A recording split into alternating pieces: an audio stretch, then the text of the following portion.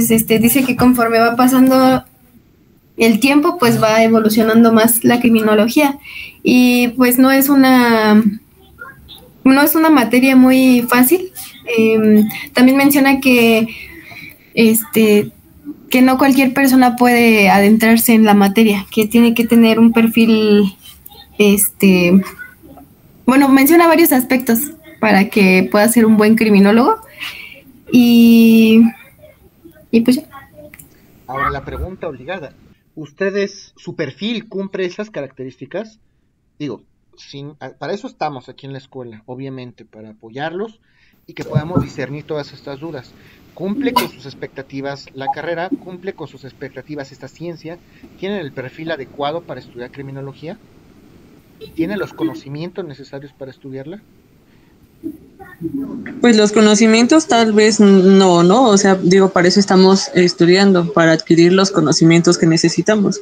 Lo que nos decía que el perfil, pues es, bueno, sí, con los requisitos que tenemos que cumplir, pues es tener un perfil intelectual, saber analizar, trabajar en equipo y tener capacidad de la frustración.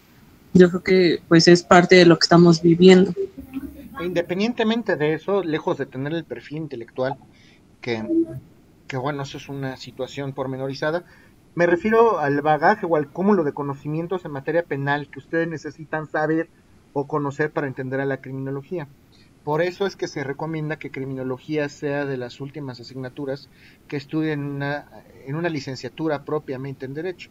La materia de criminología es una materia, una asignatura que normalmente se imparte en los últimos semestres de la licenciatura, justamente porque ustedes deberían tener conocimientos de derecho penal, de delitos especiales, de delitos en particular, a lo mejor de derecho penitenciario, a lo mejor de victimología, no lo sé.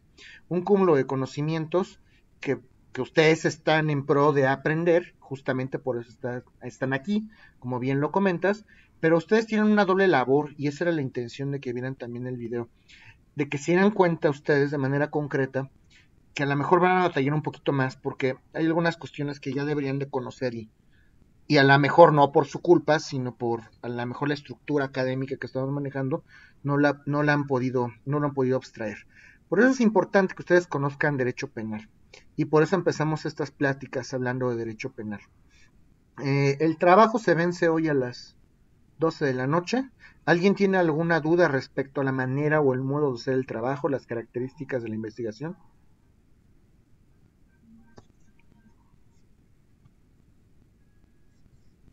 No, maestro. ¿Todo está claro?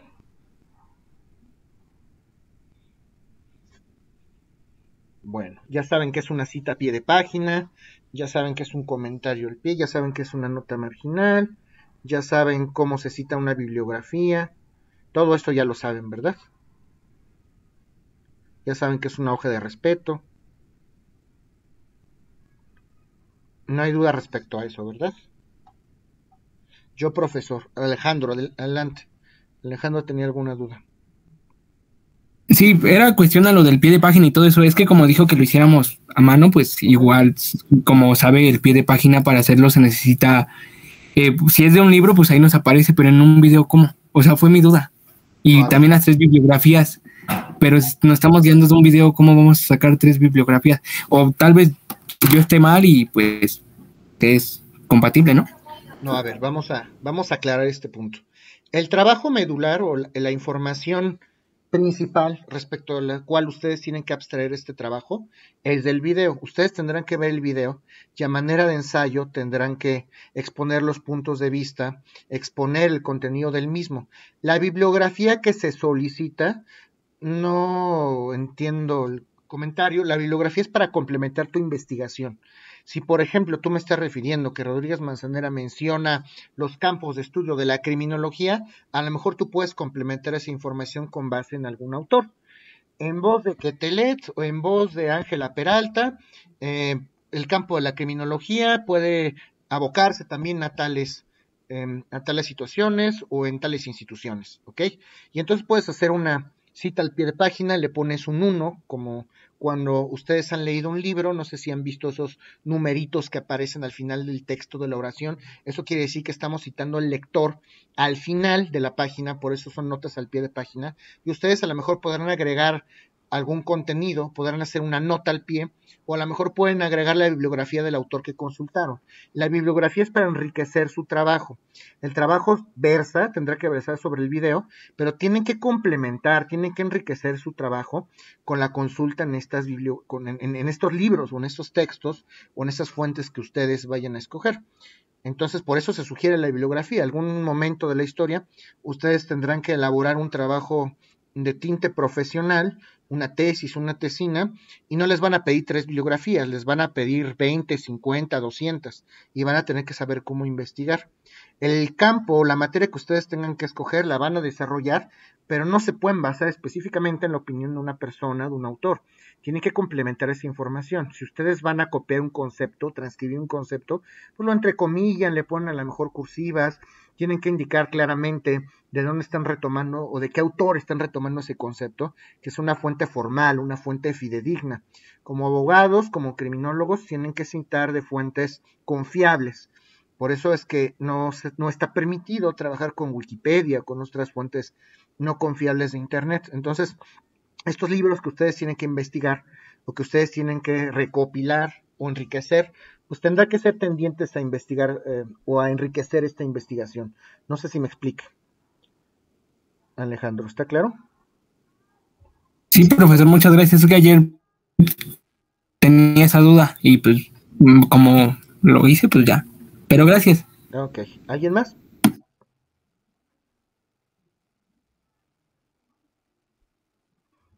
Bueno, jóvenes.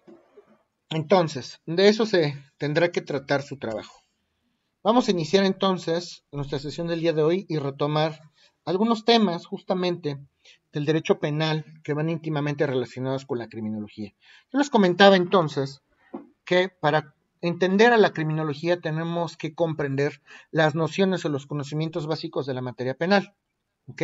Que es una asignatura que comprendo que todavía no llevan y es por eso que quiero abordar algunos temas importantes, ¿ok? Les comentaba que en principio, no sé si lo vieron el semestre anterior, los objetos preliminares de estudio del campo de la criminología son el crimen, el criminal y la criminalidad. Sin embargo, en el derecho penal manejamos objetos similares de estudio, símiles de estudio. Cuando hablamos del derecho penal, también hablamos de objetos de estudio. Por eso el derecho penal sí es una ciencia. ¿Cuáles son los objetos de estudio del derecho penal? Pues los delitos, las penas y las medidas de seguridad. Estos son los objetos de estudio del derecho penal. Eso quiere decir entonces que el derecho penal sí es una ciencia. Y concluyendo esto, entonces, ¿qué es una ciencia ser una ciencia? ¿El derecho es una ciencia? ¿Sí o no? Eso lo comentamos, creo, en la sesión pasada. ¿Sí o no? ¿Ustedes qué opinan? ¿El derecho es una ciencia o no? ¿Por qué?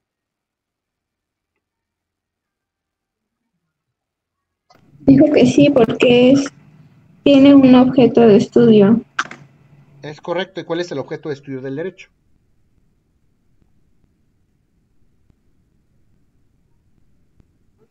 Los que acaba de decir. No, eso es del derecho penal. El objeto de estudio del derecho penal son los delitos, las penas y las medidas de seguridad. Pero del derecho en general, ¿cuáles serán los objetos de estudio? Regula la conducta externa humana. A ver, objeto de estudio es ¿qué estudia? ¿El derecho estudia la conducta externa del hombre? Las leyes y las normas. ¿Qué más? ¿Qué otras ideas tienen ellos?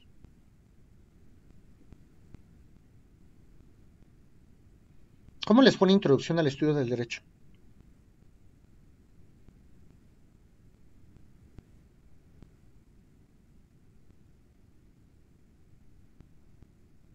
Si no me dicen, También, no los puedo ayudar. Cuéntenme. ¿también su objeto de estudio es la justicia, maestra? ¿Qué más? Ahorita les voy a aclarar las dudas. ¿Pero qué otras ideas tienen? Las relaciones interhumanas. Ok. El derecho es una ciencia social. Hay varios tipos de ciencias. Vamos a categorizarlo en géneros, ciencias sociales y ciencias naturales. El derecho es una ciencia social. Y todas las ciencias son ciencias porque tienen un objeto de estudio. El objeto de estudio del derecho es el comportamiento del hombre en sociedad. Comportamiento del hombre en sociedad.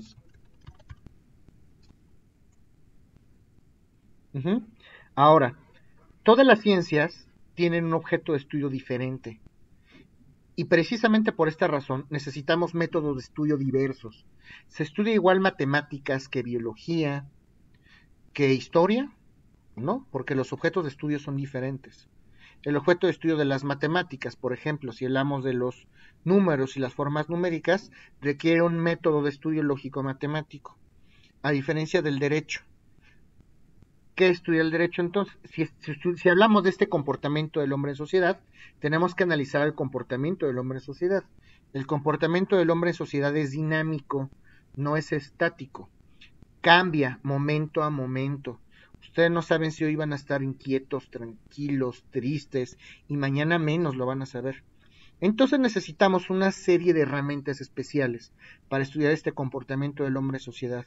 Y para eso existe la famosa sociología jurídica. La sociología jurídica nos va a proponer estos métodos de estudio para abocarnos al análisis del comportamiento del hombre en sociedad. ¿Ok? De esta manera, pues los abogados también somos científicos sociales. ¿Ok? ¿Qué hace la sociología jurídica? Va a abstraer un problema derivado de la realidad histórica y nos va a decir a nosotros como abogados, a ver, abogado, aquí está este problema que abstraje de esta realidad histórica, soluciónalo. ¿Cómo vamos nosotros como abogados, como científicos sociales, a solucionar ese problema derivado de la realidad histórica? Pues creando normas, justamente, regulando esas conductas. Voy a hacer leyes para delimitar la conducta de un ser humano, de un individuo, para que se le puedan permitir acciones, para que se le puedan prohibir otras tantas, y de esta manera redimir, evitar que se propicien esta serie de conflictos sociales. Por eso el derecho es una ciencia social. ¿Ok? El derecho penal también es una ciencia porque tiene objetos de estudio. ¿Hasta aquí alguien tiene alguna duda?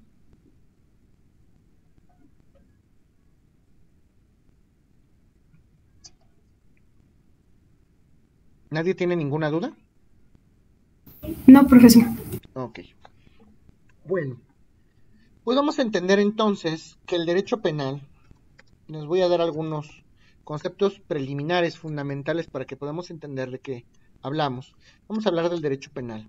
El derecho penal en términos generales para su estudio se divide en dos partes. Se divide en la parte general y en la parte especial. Parte general y parte especial. La parte general, a su vez, se divide en cuatro partes. La parte general, a su vez, se divide en cuatro partes. Introducción,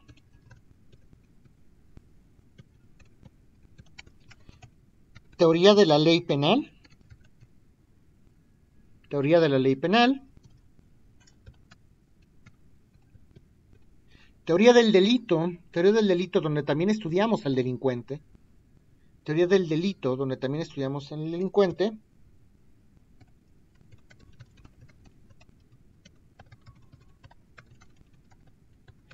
y teoría de las penas y medidas de seguridad, y teoría de las penas y medidas de seguridad. Eso es lo que estudia la parte general del derecho penal. Tiene una introducción, después hablamos de la teoría de la ley penal, luego hablamos de la teoría del delito, donde también estudiamos al delincuente, y finalmente hablamos de la teoría de las penas y de las medidas de seguridad. Generalmente ese es el primer curso que ustedes tienen de derecho penal, puede ser en el primero, segundo, o si ya están un poco atrasados hasta el tercer semestre de la licenciatura. La parte especial solamente se divide en dos fases. Delitos en particular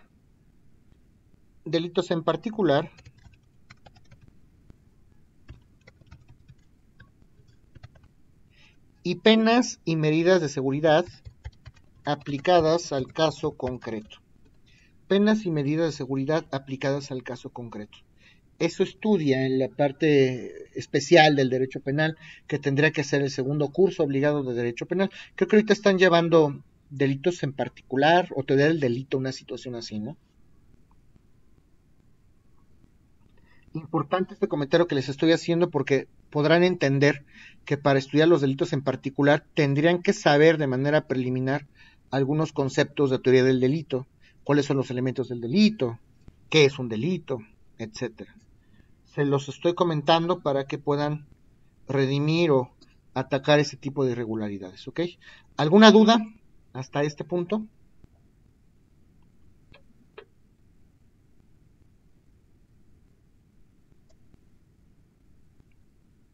¿Nadie tiene ninguna duda? ¿Todo lo que estoy diciendo está perfectamente entendido? Sí, profesor. Ok.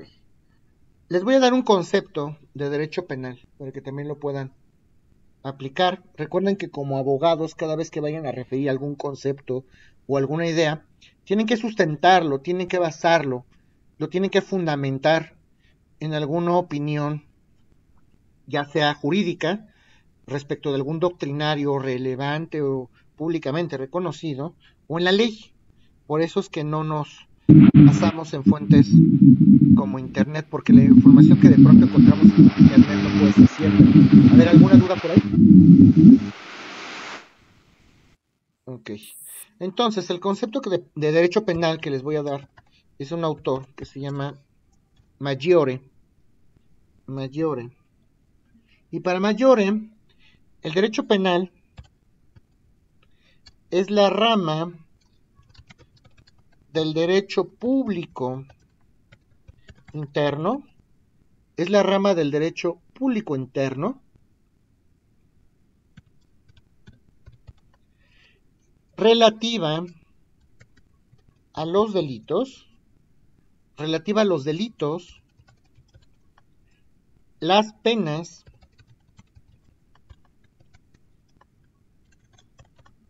y las medidas de seguridad. Es la rama, el derecho penal para Maggiore es la rama del derecho público interno relativa a los delitos, las penas y las medidas de seguridad, que tiene por objeto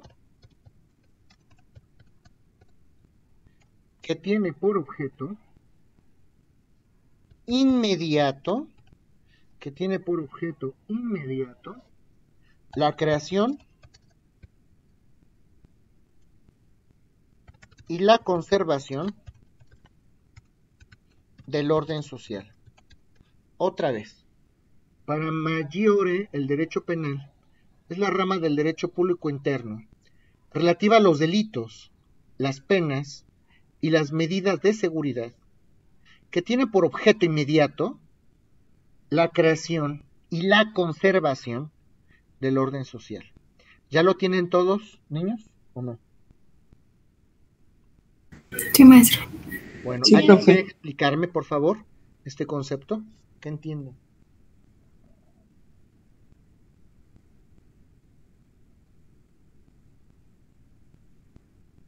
Como lo entiendan, no se preocupen, aquí estamos para aprender. ¿Cómo entienden este concepto?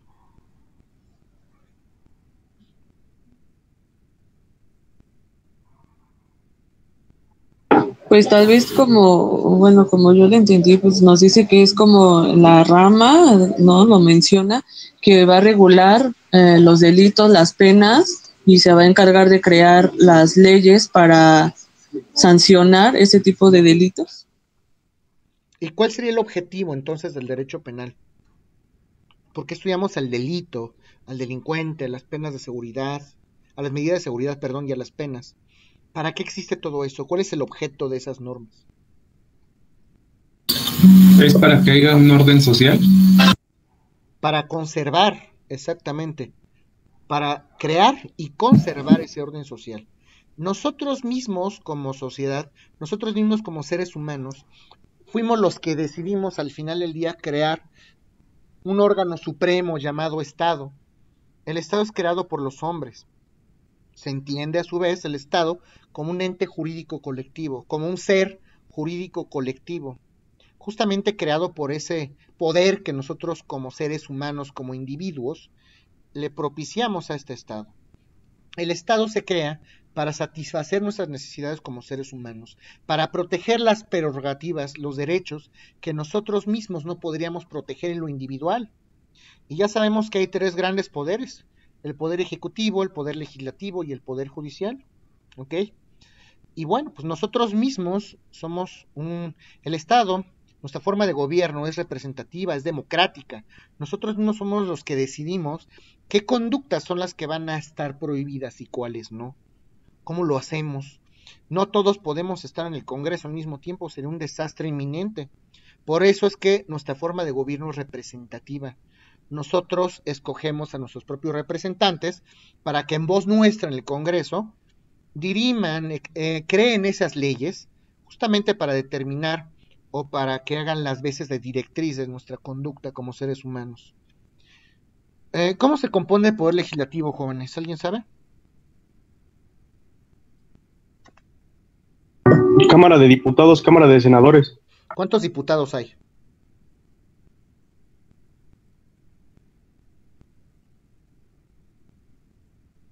Son 66 locales y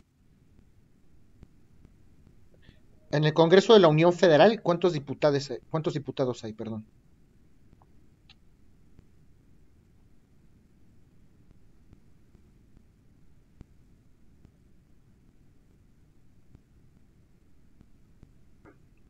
¿Cómo les fue en Constitucional? ¿Pudieron ver esto?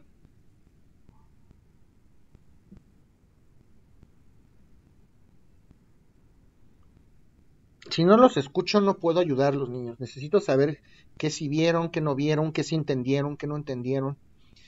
Por eso les estoy preguntando, ¿pudieron ver esto en Constitucional o no? Sí, profesor, son 500 diputados. ¿Y cuántos senadores son?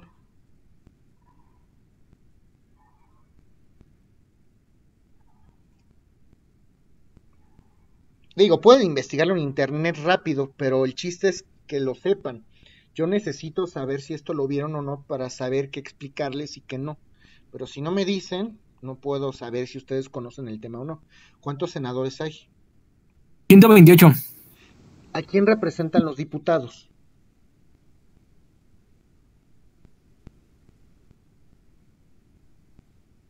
Al pueblo, bueno, a las comunidades. A los ciudadanos. Así es. ¿Y los senadores a quién representan? Al Estado. A los estados. ¿Ok? Entonces, los diputados, en voz de los propios ciudadanos, que la manera correcta de referirlo es población, no pueblo. Entonces, los diputados representan a la población. No podemos estar todos allí al mismo tiempo. Y en representación de nosotros, los propios diputados van a escoger, van a delimitar, van a poder definir claramente en un proyecto de ley cuáles son las conductas que queremos prohibir, que consideramos nocivas para toda nuestra sociedad. Por eso es que esas conductas que son nocivas, que están prohibidas, se les consideran como delitos. O desde el punto de vista criminológico, como crímenes. Si se fijan, hay una gran similitud desde el punto de vista doctrinal, vamos a llamarlo así, entre el derecho penal y la criminología. Podemos entender al crimen, o podemos asociar al crimen con la figura del delito. Podemos asociar al delincuente con la figura del criminal. Y podemos analizar la figura de la delincuencia con la figura de la criminalidad. Con la figura de la criminalidad. ¿Se dan cuenta de esta similitud que existe propiamente entre estas ciencias penales o no? ¿Alguien tiene alguna duda hasta este momento?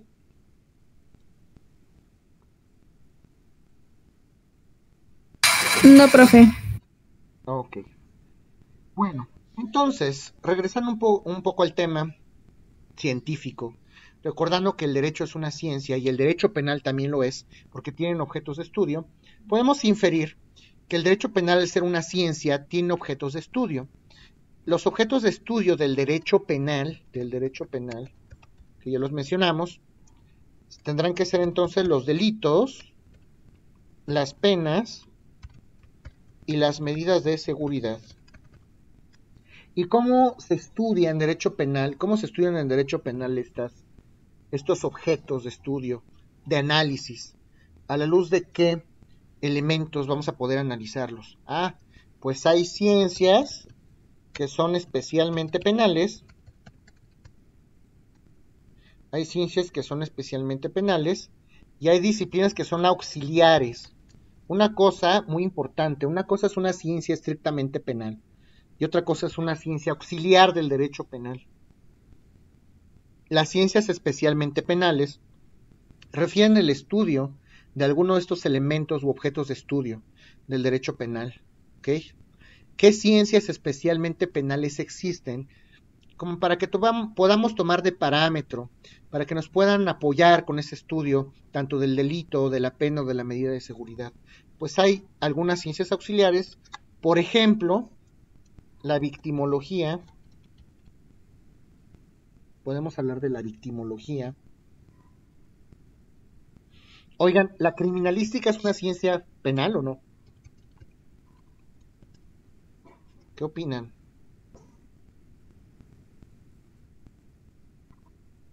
¿Es una ciencia auxiliar? Pregunto, ¿es una ciencia esencialmente penal o es una ciencia auxiliar la criminalística? ¿Qué estudia la criminalística? El hecho, ¿no? El crimen que se realizó. La criminalística estudia el modus operandi, la manera en que se desarrollaron, en que se suscitaron, en que acontecieron las cosas. Eso estudia la criminalística. De esta manera, el criminalístico va a tener o debe tener los conocimientos necesarios para saber escoger la herramienta adecuada, para poder acudir al profesional adecuado. Si yo necesito un experto en fotografía, pues el criminalístico debe de saber que hay que llamar al perito en fotografía. Si yo necesito un perito o un especialista en balística, pues, en armas, pues, a lo mejor llamaré al perito en balística. ¿Ok? Estudia el modus operandi. Algunos autores coinciden en que es una ciencia penal, otros no. Muchos autores dicen que sí es una ciencia penal porque solamente puede aplicarse dentro de las ciencias penales. Otros dicen que la criminalística puede servir o puede apoyar a otro tipo de ciencias. Lo cierto es que la gran mayoría de los autores coinciden en que la criminalística es una ciencia esencialmente penal. Ya lo definirán ustedes conforme a su criterio cuando lo estudien de esta manera. ¿Ok? La criminología, jóvenes, ¿qué es una ciencia penal o una ciencia auxiliar?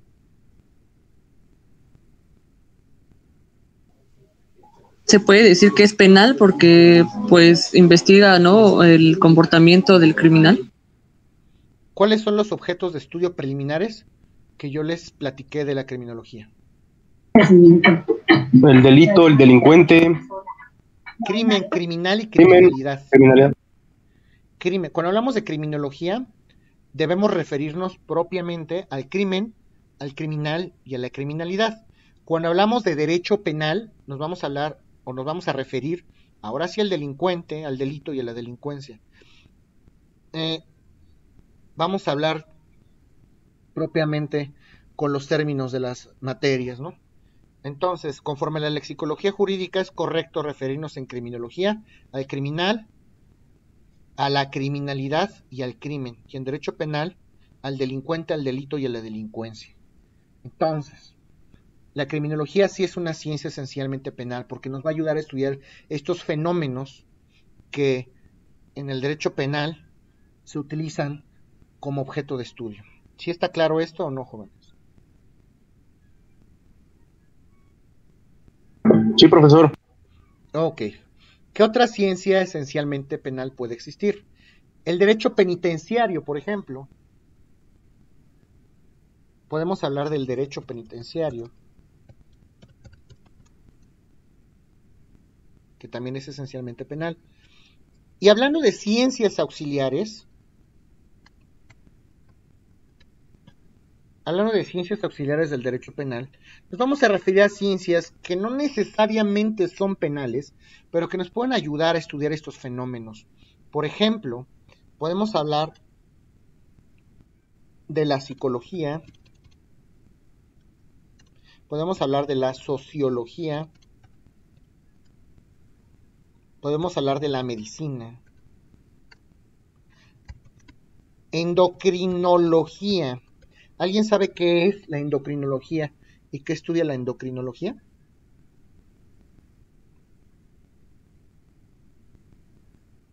No. Glándulas, hormonas, ¿no le suena?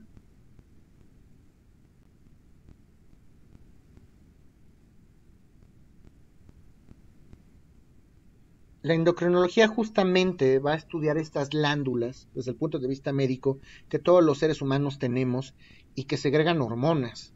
Las mujeres segregan estrógenos, progesterona, los hombres segregamos testosterona. Y yo les pregunto, si una mujer segrega en exceso estrógeno, progesterona, o si un hombre segrega en exceso testosterona, ¿puede influir en su conducta? Yo creo que sí, profesor. ¿De qué manera? ¿Cómo? ¿Por qué?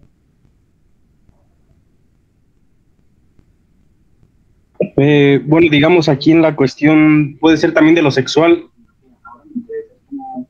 Sí. Por ejemplo, nuestro comportamiento, cuando habrá cambios de humor, habrá algún tipo de comportamiento o algún tipo de afección sentimental, psicológica. ¿Puede pasar eso con esa segregación de hormonas? Sí. ¿Qué pasa cuando las mujeres tienen un ciclo mensual, que también nosotros los hombres lo tenemos, para los que no lo sepan, solamente que biológicamente es diferente? Segregamos en algún segmento del mes más hormonas, tanto mujeres como hombres, y eso influye en nuestros comportamientos. ¿Eso ustedes creen que pueda ser una causa o algún origen para cometer algún tipo de conducta delictiva? Pues yo creo que sí, porque pues eleva nuestro temperamento, ¿no? A veces yo creo que por ese trastorno pues nos dejamos llevar por el impulso, a veces por las emociones del enojo, de, no sé, el estrés que nos produce y pues actuamos de manera ilícita. Sí. ¿Alguna muchacha de aquí tiene hijos? ¿Alguna de ustedes tiene hijos? Yo. Por ejemplo, tú, Yasmín, tú, Lisbeth, cuando estaban embarazadas, ¿sentían cambios de ánimo, de humor? ¿Les pasaba eso? Sí. Sí. Eso estudia la endocrinología, justamente. Por eso es una ciencia auxiliar del derecho penal. Y justamente ahora podemos retomar lo que hablábamos la sesión anterior, ciencias forenses. Cuando hablamos de forense, el término forense significa practicar un arte, una ciencia, pero en un campo de trabajo determinado. Hablamos incluso hasta del servicio médico forense. No sé si hablamos de las necropsias con ustedes o no hablamos de las necropsias. Sí, más o menos explicó el procedimiento de una necropsia. O sea, un médico forense es un médico que va a estar en un campo de trabajo y va a abrir el cadáver y va a determinar la causa de muerte, etcétera. Forense, si ustedes o si nosotros hacemos una actividad procedimental forense, hacemos un taller de juicios simulados en un campo adecuado, a lo mejor tenemos un salón especial y alguien hace las veces de juez, alguien finge ser el abogado, defensor, lo que sea, estamos en un foro practicando un arte, una ciencia. ¿Ok? Forense no necesariamente significa homicidio, sangre, huesos, crimen, no necesariamente, para que nos quitemos ese estigma, pero lo cierto es que la medicina forense también nos va a apoyar en el campo de la criminología y obviamente del derecho penal. ¿Sí está claro esto que les estoy comentando?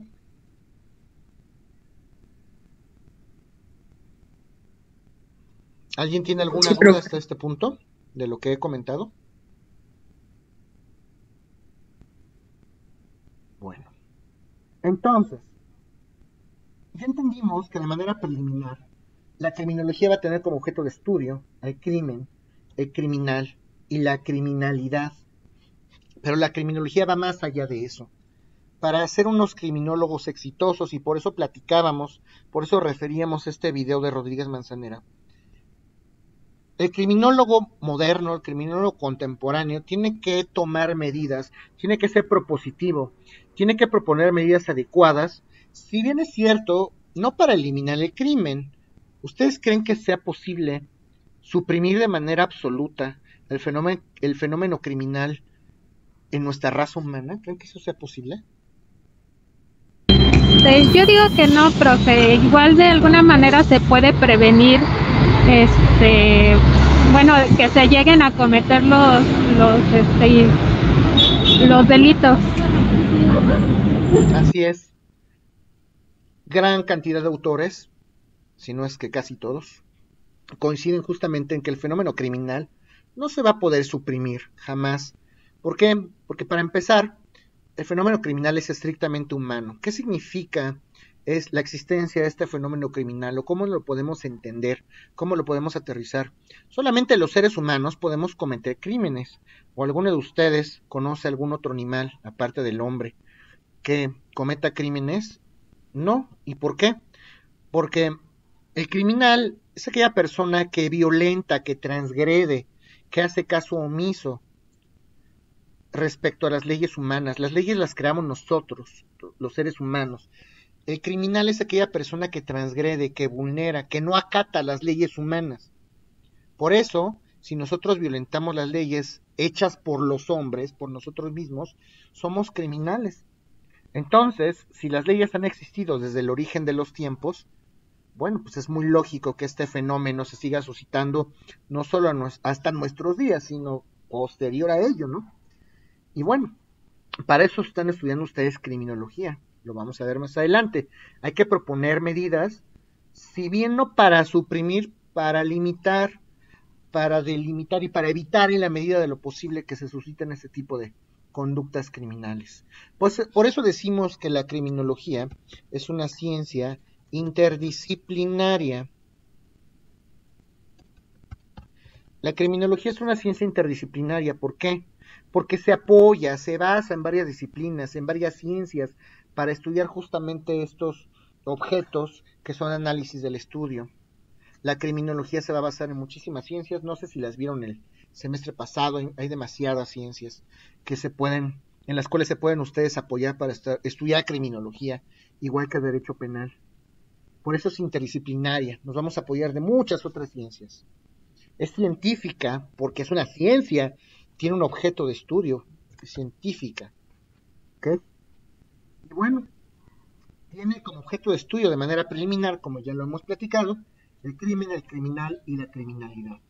Eso desde un punto de vista preliminar, pero ahorita ya ustedes con algún bagaje, con algún conocimiento que tienen del semestre pasado, ya pueden entender que la criminología es más vasta que esto. La criminología estudia más cosas que el delincuente, que el criminal, que la criminalidad, que el crimen. Y es justamente lo que vamos a analizar de manera preliminar en este curso. Así como la criminología estudia el crimen o el delito, también va a estudiar al delincuente o al criminal, o la criminalidad o la delincuencia, y también va a estudiar a la pena. La criminología también va a estudiar la pena, va a estudiar a la víctima. Creo que eso lo comentábamos. ¿Ya tienen claro ahora sí qué diferencia hay entre una víctima y un ofendido? ¿Qué diferencia hay entre víctima y ofendido?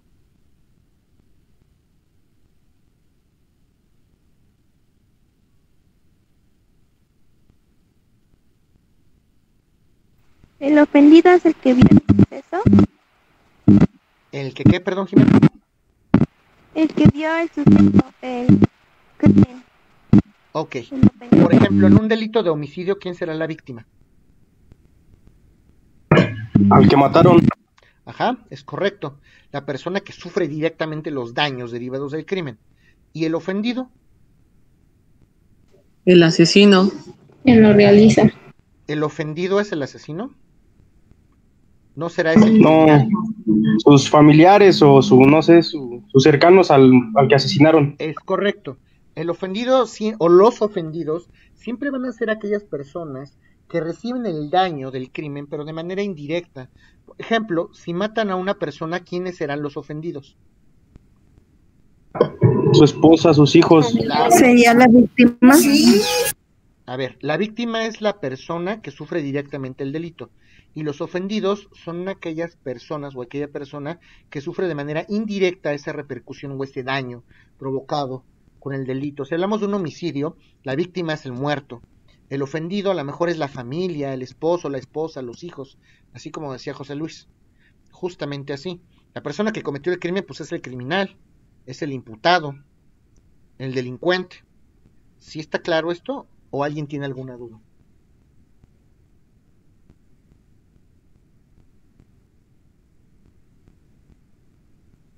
Ok. Quiero entender que sí. Y criminológicamente, otra de las cosas que vamos a estudiar en criminología es justamente un tema muy importante que se lo conoce como reacción social institucional. Reacción social institucional, que esto es un tema importantísimo. ¿Alguno de ustedes, y digo desafortunadamente, alguno de ustedes ha sido víctima de algún delito? ¿Han ido a plantear alguna denuncia o alguna querella al Ministerio Público? ¿Alguno le ha tocado? Sí. ¿Y cómo fue tu experiencia?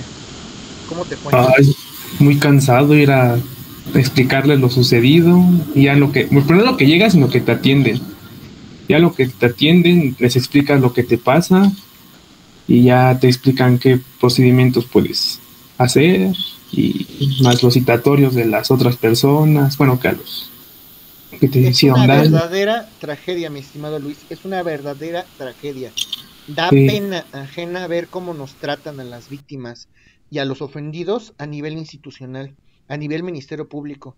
Si ustedes acuden al Ministerio Público, tienen que acudir con los sesos o con las tripas saliendo o con la sangre o con el ojo de fuera, o tienen que acudir en una situación de gravedad inminente para que más o menos los atiendan de manera decente y los pasen.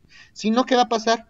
Pues los van a tener ahí esperando en la sillita del castigado un tiempo, espéreme, pásele tantito. El primer filtro es un abogado o una abogada o un señor o una señorita que está ahí escuchándolos. A ver, ¿qué le pasó? Cuénteme. No, fíjese que me asaltaron y las cosas fueron así y que vengo a levantar una querella. Híjole, ¿qué cree? Que aquí no es, ¿eh? Se va a tener que ir a la fiscalía y a la agencia que está pues está aquí como una hora, pero no hace mucho, ¿eh? Oiga, pero pues yo vengo aquí a levantarle, esta es la agencia más cercana. Sí, pero es que aquí no se va a poder porque aquí no es la agencia. O bueno, te voy a levantar la querella, pero de una vez te digo que no va a proceder, ¿eh? Porque pues no hay elementos y... ¿Viste quién cometió el delito? ¿Reconoce al asaltante? No, ¿verdad? Entonces, todo ese tipo de situaciones, ¿creen que sean adecuadas? ¿Creen que la sociedad y las instituciones tienen esa capacidad de respuesta adecuada como para atender a la víctima o a los ofendidos? ¿Qué opinan? Pues es muy cansado y está mal luego, bueno, como usted dice, cuando yo acudí, ahí la delegación Venustiano Carranza me dijeron que ahí no era, que tenía que ir a otro lado, y dije, ¿cómo que aquí no es? Es muy cansado. Sí, es muy cansado y no debería de ser así. Imagínense ustedes una víctima de violación. ¿Qué pasa con una víctima de violación? Los tienen sentados o sentadas, deberían de pasarlos o pasarlas inmediatamente con el médico legista, situación que no hacen. Y además tienen el mínimo tacto existente, de por sí se acaba de vivir una situación traumática y un chico o una chica que acaba de padecer por esa situación, pues ahí lo tienen esperando, de repente pasan al médico, puede ser que pues que reciban un buen trato, puede ser que no lo sabemos. ¿Y qué hace el médico? Pues automáticamente les manda una serie de oficios para que vayan a varias instituciones y reciban atención psicológica, no en ese momento, luego a ver cuándo reciban atención psicológica. ¿Qué pasa cuando llegan a esas instituciones a recibir la atención psicológica? Les hacen una receta con varios antibióticos, no importa. Bien sabido es que cada parte del cuerpo necesita una medicina adecuada. Estos señores te recetan 5, 7 antibióticos, ¿por qué no? No importa. Y bueno, reciben los antibióticos, reciben un cóctel, no importa lo que ocurre en el organismo, pero es para prevenir una infección. No necesito que me describa las cosas, cómo sucedieron, etcétera. Y bueno, eso es a nivel Ministerio Público. No sé si aquí hay algún compañero que nos apoye con el órgano policial. No digo que todos, pero También eso es todo un tema. Cuando ustedes acuden con algún policía, con algún oficial para que los apoye, ¿qué les ha pasado? ¿Alguna vez han acudido con algún policía, con algún oficial? ¿Qué respuesta han tenido? 911. Sí, sí, profesor, al 911 también. Bueno, aquí en mi caso reporté un vehículo de transporte de carga como robado en Puebla. Entonces, no, me dieron un buen de largas. Primero marqué el 911 y me mandaron a la Ciudad de México. De ahí de la ciudad me mandaron al Estado de México. En el estado me mantuvieron en espera como 20 minutos, 20, 25, y me mandaron ya después a Puebla.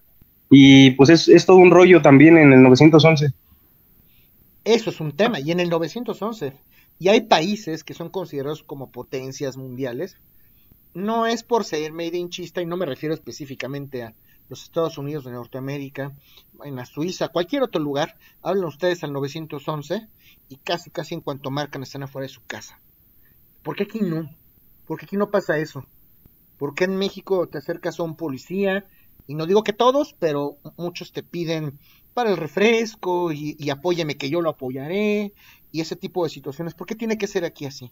O jueces que no conocen el sistema penal, abogados, les toca un defensor de oficio, pues el defensor de oficio no conoce el proceso. Me va a defender una persona que no conoce el proceso. A veces hasta ministerios públicos que no conocen cómo se trabaja el sistema. Esos son los problemas que tenemos que analizar a la luz de la criminología. Ese es el costo de la reacción social institucional. ¿Acaso nuestras autoridades, acaso nuestras instituciones tienen el conocimiento necesario? ¿Acaso tienen los elementos económicos, cognitivos, académicos necesarios para poder atender este tipo de situaciones? Un despojo, digo que es también muy común. Oiga, me acaban de cerrar las puertas de mi casa. Pues venga a levantar su denuncia y, híjole, es que yo no puedo hacer nada, no le puedo volar la cerradura. No pueden hacer nada. Y no podemos hacer nada. ¿Qué capacidad de respuesta tienen nuestras instituciones? Y una vez que detectamos el problema, como criminólogos, ¿qué tienen que hacer ustedes? Proponer una solución a estos problemas. ¿Qué se les ocurre a ustedes, niños? ¿Qué problemas, o más bien, qué soluciones propondrían ante esta serie de problemas?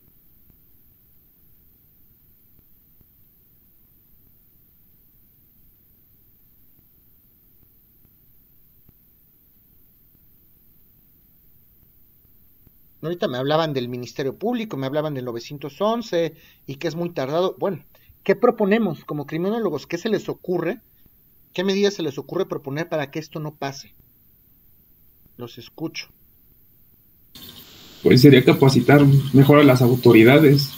Bueno, ahorita también me acordé de eso de los policías y pues sí, capacitarlos mejor para que tengan una mayor reacción, una reacción rápida y oportuna hacia cualquier crimen o situación que se esté sucediendo, porque también me acuerdo que hace unos años también solicité la ayuda de un policía y me aplicó la de ahorita no, joven, y dije, no puede ser. O para el refresco, ¿no? O alguna cosa de esas. ¿Cómo le harías? ¿Qué propondrías para solucionar? A lo mejor no para redimir en la totalidad, pero para poder limitar o controlar ese problema de corrupción en la policía. Pues si lo que la mayoría te pide dinero, pues sería como que subirles un poco más el sueldo y capacitarlos para que puedan ayudarte, ¿no? Para eso están, para ayudar a la ciudadanía. Y entonces nos damos cuenta que el problema es más trágico de lo que creemos, porque ¿qué tiene que ocurrir, qué tiene que pasar para que de verdad le suban el sueldo a estos personajes? ¿Ustedes creen que el gobierno va a soltar prenda tan fácil y les va a soltar más presupuesto para esto? Eso es un problema. Equipos de audio-video con uniformes. Interesante propuesta. Sería interesante. Así, de hecho, así lo tienen en Estados Unidos. Bueno, he visto algunos videos, los tienen así en Estados Unidos. Ellos al finalizar, digamos, los policías su turno, entregan su DVR, lo entregan y lo analizan. Bueno, si hay algo que analizar, se lo entregan al equipo especializado en esa labor. Eso es una excelente medida que pudiera ser implementada en México. Los sueldos. tienen idea de todo lo que es una excelente medida, esto que está diciendo Luis también, en torno a los sueldos. Claro que una persona que no tiene el salario digno y decoroso para sobrevivir, ¿cuánto ganan estos pobres agentes en algunas ocasiones? No es que esté a favor de lo que hacen, pero pues no es un sueldo coherente con el riesgo que corren a lo mejor en su vida diaria. Entonces, a ver, Jimena, te escucho. Que en Estados Unidos los policías, los oficiales, algunos hasta ganan como si tuvieran su profesión, bueno, su licenciatura, y es por eso que ya no tienen la necesidad de estar pidiendo para su respeto y todo eso. Así es. Y eso son medidas maravillosas, pero nosotros justamente para eso estamos estudiando aquí todos, porque ustedes deben de tener esta sensibilidad para proponerlo aquí en México. ¿Qué tenemos que hacer para que eso sí pase aquí en México? Y eso es un problema. Esto, naturalmente, podría ser una medida. Esta reacción social e institucional tiene que ser atacada porque es una de las formas para poder, si no suprimir, poder controlar en la medida de lo posible este fenómeno criminal. ¿Ok? Niños, son 2:12. Nos vemos a las 2:22, por favor. Sale, profe, sí. Ok.